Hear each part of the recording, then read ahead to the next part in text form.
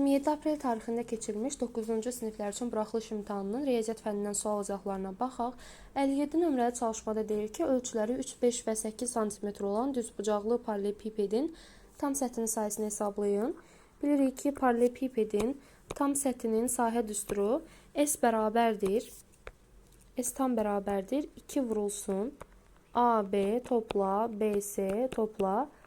AC düsturu vasitəsilə tapmaq olar. ABC həmin paralelipipedin tərəflərinin uzunluqlarıdır. Gətirək yerinə yazaq. 2 vurulsun, 3 vurulsun 5, üstə gəl.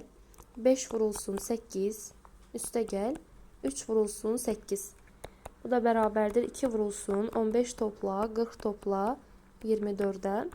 Cəmləsək, 55 topla, 24 eləyəcək. 2 vurulsun, 79-a. 2-ni də 79-a vursaq, 158 cm kvadratı 57 nömrəli çalışmada cavab olacaq A variantı.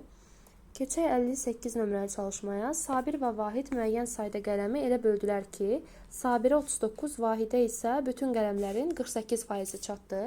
Əgər ki, Vahidə bütün qələmlərin 48% çatırsa, o zaman Sabirə bütün qələmlərin neçə faizə çatacaq? 52% çatacaq. Və Sabirin 39 qələmi varsa, onda yazarıq 52% 39-dur. Bütün qələmləri soruşduğuna görə yazarıq ki, 100%-dən tutaq ki, P sayda olacaq. Buradan P nəyə bərabər olar? 100 vurulsun 39, bölünsün 52. 13 ixtisar aparsaq, sürətdə qalar 3, 39-dan ixtisar aparırıq 52-ni. Məxrəcdə qalacaq 4. 4 ilə də 100 ixtisar aparsaq, məxrəcdə 5, sürətdə 25.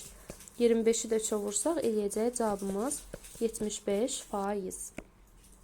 Deməli, 58 nömrəli çalışmada cavab olacaq D variantı. 59 nömrəli çalışmaya baxırıq. Verilmiş ifadənin qiymətini hesablayın deyir.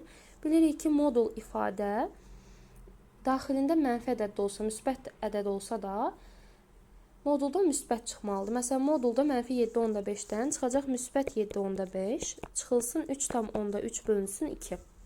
7,5-dən 3,3 çıxsaq, eləyəcək 4,2. 4,2-ni də bölsə 2, eləyəcək müsbət 2,1. Cavabımız olacaq C variantı.